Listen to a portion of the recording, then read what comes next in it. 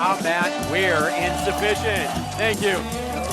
Matthew, it's nice to be back in almost our original format. Almost. Not quite, but almost. I feel like we learned a lot about ourselves, about... All right, people, okay? All right, yeah, just calm down. tamper it down. Jesus, about ourselves, our Phish community that we're a part of, and, maybe some neat things about our show. So...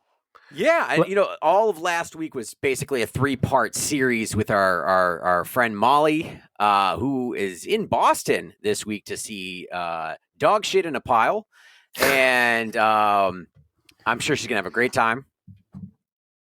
It'll be fun. She came on a really cold fucking week. Yeah, I'm not bailing you out. I have no idea about Arctic anything tundra. Of dogs in a pile. Nothing you're missing. Nothing you're missing. That's what I've heard, but I've only heard it from you. I know, which is all you need. Week.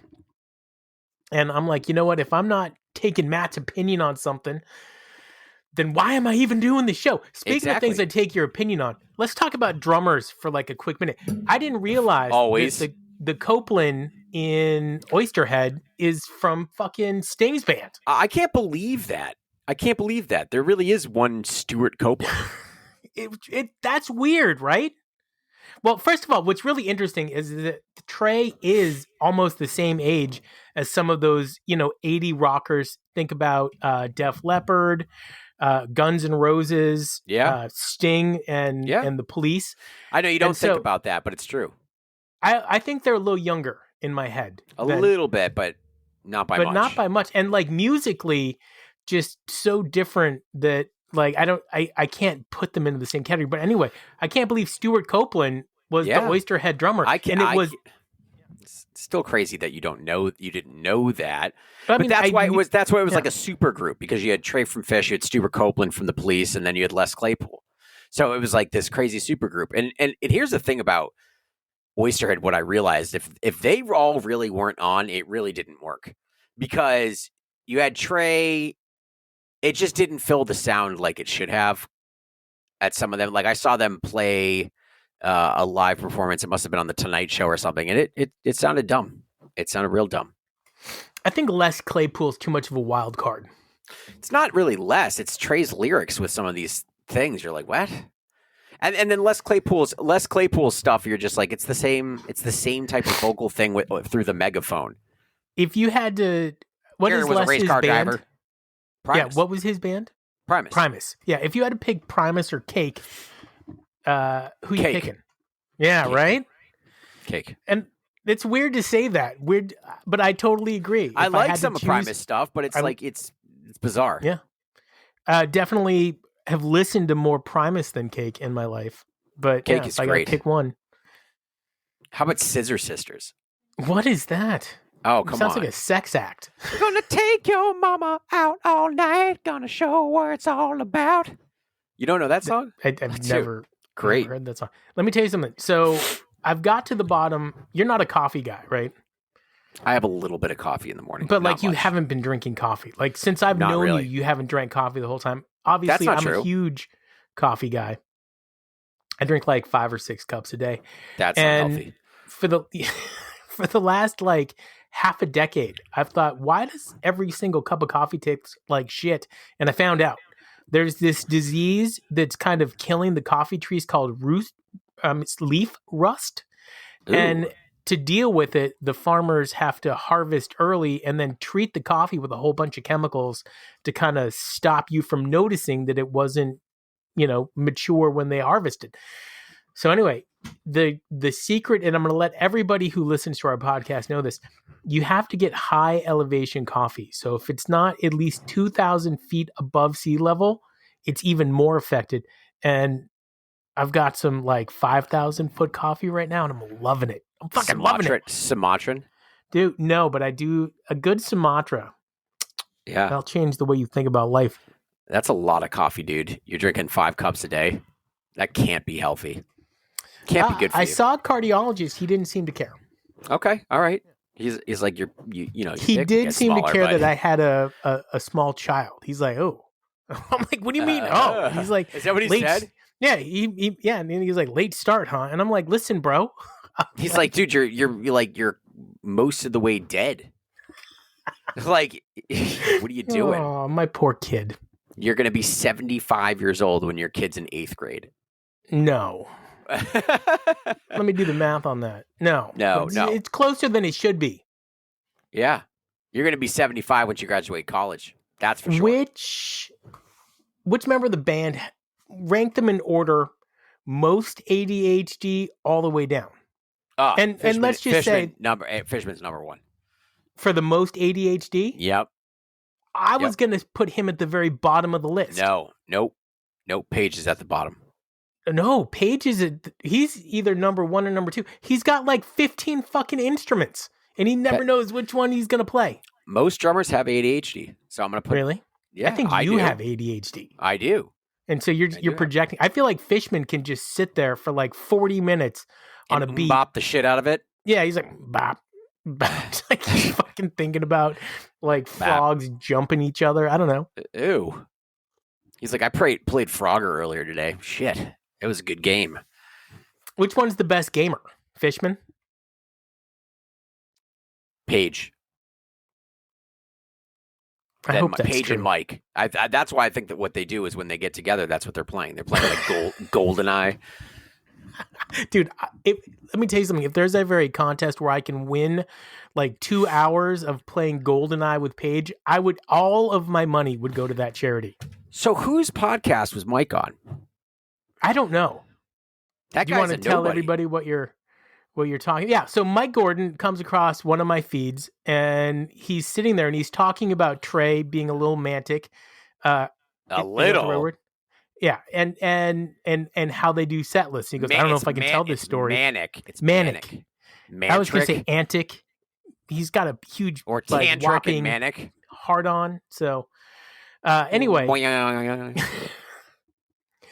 apparently Trey while they're doing shows, Trey wakes up at 6 a.m. and Mike's already awake. Yeah, well, Mike's awake doing yoga. Well, that blows my mind. Namaste, motherfucker. Why are these guys up so early and still up? They're old.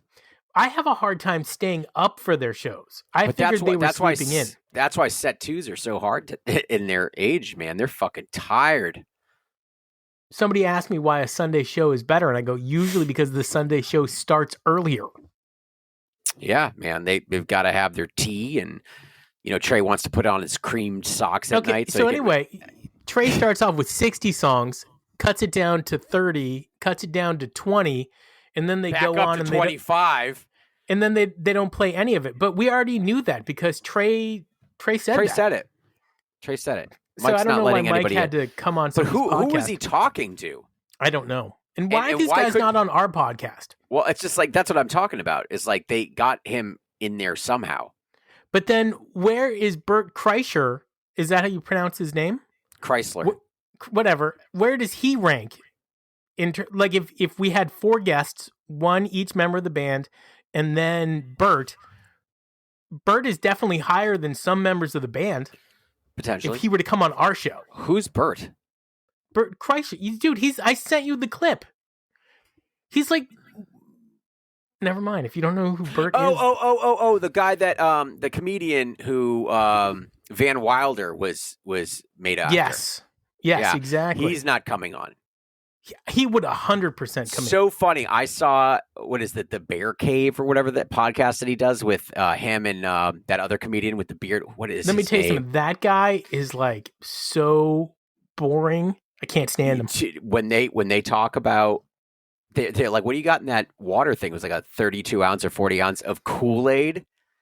And he was like, you're really drinking Kool-Aid. He's like, here, everybody's looking at you thinking, oh, look at this guy being so healthy. And inside it's fucking Kool-Aid.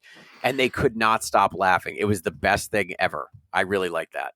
Yeah, his stand-up's funny, though. Tom? Yeah. Yeah, Tom's stand-up is good. But like funny. On the show, it's like... It's boring. He's boring. Him and his wife.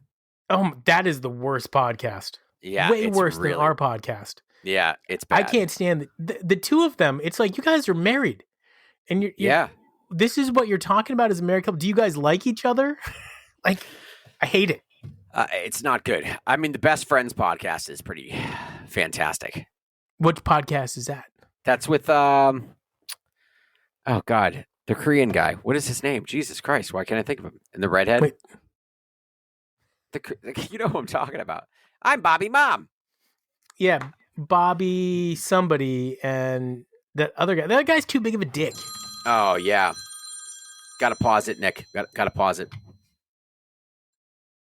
Yeah, Bobby and the redhead. But what is his name? I want to say Bobby Flay, but it isn't Bobby Flay. It's not Bobby Flay, but it's like Bobby Flay.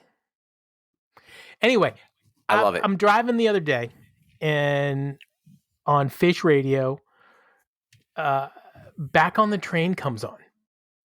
Yeah, we're covering that song. I didn't recognize the version. The version. The Virgin.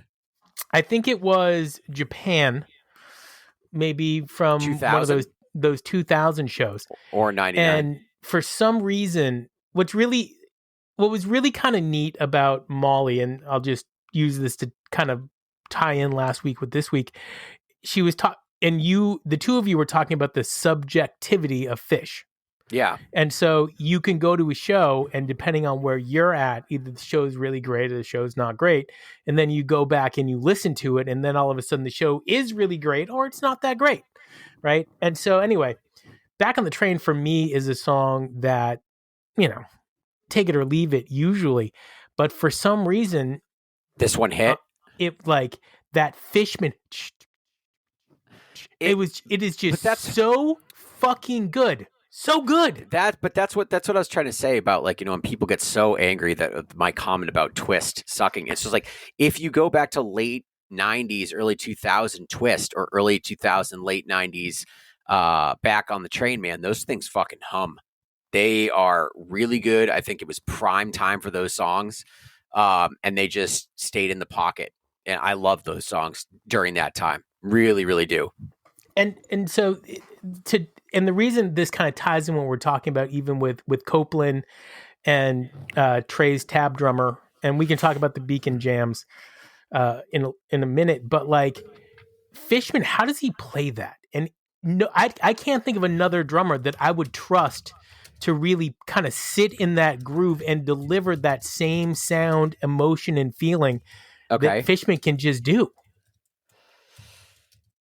That's my whole thing with Fishman's style, is that he does it differently than a lot of other drummers. I mean, not to say, there are some just spectacular drummers that could easily probably sit in and really crush it, but they would bring a totally different feel.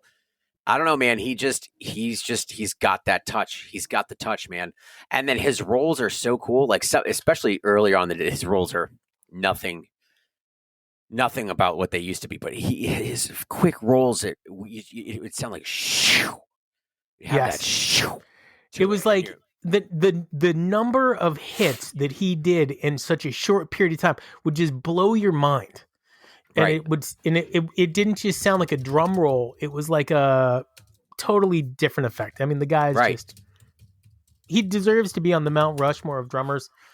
And I'm not going to stop. All right. You wanted thumbs up and thumbs down this Japanese show real quick? Oh, is that what we're going to do? We're going to do it. 6/16/2000. Some Nyoku Osaka, Japan. Anybody from Japan, reach out. We do have listeners in Japan, so reach out and tell me. even if you don't speak English, it's fine. Reach out, because I got to know if you were at these shows 25 years ago, and that's why you still listen to Phish, or what's going on here. But anyway, song 1, set 1, limb by limb. Thumbs up. Yeah, 100%. Thumbs up, and I know this show well, and it's not the festival, right? No, it's not the festival, which is why I think we can do it, because we've done the festival before. It's really good. Great. Followed by that Back on the Train, and this thing just fucking goes. Tears. I can't like, Trey really encompassed like that the train whistle while he was playing, even more so than normal. Good times, great stuff. Sample in a jar. Okay. 2000 sample in a jar. Instant erection. Let's go. First tube. Yep. Thumbs up. Yeah, I mean, there's nothing wrong with First of All. I was trying to think, what the fuck is Last Two? But I think that's a Tab song, right? Yes. Gogi Apparatus. Thumbs up. Interesting placement, though. Middle of a set. Well, Heavy Things. Love it. Dirt. Loves it. Yeah. Love it. My Sweet One.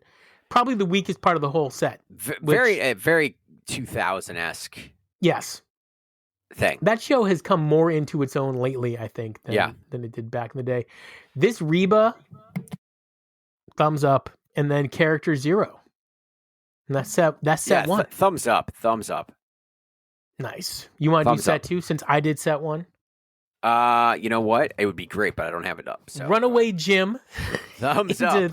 Theme from the Bottom. Into Dogface Boy. When was the last Dogface Boy? God, I feel like it was a long time ago. I feel like it was 2021 in Las Vegas. Yes. We're coming up on a long ass time since a Dogface Boy. Driver, your kid's favorite song. Slave to the Traffic Light. Our girl Molly was listening to Driver on the plane, and I said this was the song that my daughter and I used to listen to it before she'd go to bed. As somebody who loves Curb Your Enthusiasm, I feel like you should like Slave to the Traffic Light more. Because, as you know, Curb wasn't a scripted show. They kind of knew the it was. I mean, it had some script. They knew what they wanted to get across in the scene, but they didn't have actual words. And Phish knows where they want to get with this jam, but it doesn't actually have any set structure. It can start off any way, shape, or form. My favorite is when it's just Mike and Paige, and Trey just kind of sits back for like 4 or 5 minutes. That is your favorite. Yes. Yeah, I love Slave to Traffic Light. Julius, and then ending Thumbs set up. 2 with Bug. So 2000, man. Dude. So 2000. It is an emo ending Phish with Bug. set. Emo Phish set. Dogface Boy, Bug, Julius. Really poppy Dirt. show. Really poppy show. Yeah, well, they're in Japan. They got to keep it poppy. And straight pop. To continue keeping it poppy, Bouncing Around the Room and Harry Hood are your encores. And you can listen to this on livephish.com. Yep, if you can get in. If you're into that kind of thing. I've got a special guest today. Not sure if she even knows that I'm talking about her. She's just sitting there. But she had a holiday dance recital. Love it. And so you want to come in? We got Lil here. Hi, Lily. How are you? I'm good. How are you? Good. How was the dance recital? It was great. It was awesome. Any highlights that you want to talk about? I don't have any highlights. It's kind of okay. Did you just have a birthday? Yeah, I did. You know what that means? What? Yep. Hit it. Happy birthday to you. Looks like you had a really good time, and I'm loving that you guys are having this awesome family holiday. Just going all the way with it. So, happy birthday. Thank you. You're welcome. Here you go. All right. Oh yeah, and it's my other daughter's birthday tomorrow. We might have her on. Yep, it's her birthday tomorrow. Trying to fix this horrible backdrop. Oh my god! Don't even worry about it. We've got like a minute and a half left, and I'm going to take this opportunity. What's the question of the day? You do the questions. I don't remember. What was the first Phish song that you heard where you knew you were hooked? Yeah, perfect, Nick. That's a good question. I want to know too. For me, I want to know. It had to be Rift, and it had to be Rift from Rift. That's when I knew. I'm like, for me, it was Divided Sky. Speaking of Divided Sky, our buddy Trey put on 3 shows for his therapy center in Vermont that deals with addiction, which I'm a full supporter of. Love it. I think it's great that he does it. It's called Divided Sky, and lots of good stuff. I do. You know what? I'm not going to complain. I think some of our issues with the show is it's a fucking tab show. You played a fucking tab show. Listen, where were the other members of the band? Well, it's not a complaint against Trey. It's more a complaint against the other members of the band. You guys couldn't come out? And they had the rescue squad there, which I love the strings. Rescue squad strings. Squad. I think that honestly, I would take strings at a Phish show over horns at a Phish show any day. Dude, the saxophone player in Tab, whose name is eluding me at the moment. Leroy. I'm embarrassed. Leroy.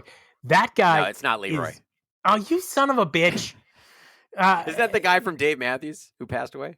Might have been. But anyway, the saxophone player, he is amazing. Like, on a scale of 1 to 10, he's too bad their old one passed away. That was sad and totally unexpected. He's damn near a 10 because that guy is value add all the way. And what's kind of cool is I think he solos a little bit like Trey, but on a different instrument. So you got this continuity in the jam where Trey, who is very unique sounding on guitar, cuts over to this saxophone player who kind of picks up where Trey leaves off. That's and then cool. It is great. So next time you do the Beacon jams, just call it a tab show so that I know. And that we know that we don't have to buy tickets. No, I'm still going to buy the tickets. Yeah, you bought the tickets and didn't even go. Okay, but I actually... In my defense, I was really sick. So I sold the tickets to a guy named Dave at a giant discount. Does he look too much like himself? Well, we're going to find out because I've asked him to come on our show. No way. His job is going to be to tell us about what it was like in my seat at Trey's show. What did he say to that? He said he's thinking about it. Dude, yeah, that sucks, man. He bought the tickets and he won't even come on the fucking podcast. Well, he bought the tickets for like way less than half the value, and I don't even mind because it's a charity, it's a fundraiser, it's a charity I believe in, and but yeah, Dave, you got to come on, buddy. Yes. He's Matt. Please do. I'm Nick. This was Insuphishient. Our buddy Fluffhead, we got to get on here. I think he said he could do something next week. So I was thinking, I want to have a year-end party on our show where we get kind of everybody together that's ever been on the show. So cool. And we just all sit here and free form talk about our favorite band. You're coordinating it. God damn it. It's difficult enough to get one person on here. Let's get a whole party. Can Zencaster handle it? I've seen 8 invites that I can send at once. Okay. We'd have Obi-Wan Giobi. Yeah. Molly. Yeah. We would not get Elisa on. Maya. Oh, Elisa, she's getting an invite. She doesn't have to show up. Maya the Hatch. I'd go old school. Fluffhead. Let's get everybody together. Everybody we like. Oh, Yorgie's going to be there for sure. Yeah. I heard he's living in Vermont now. He is. He's feeling his balls out. In the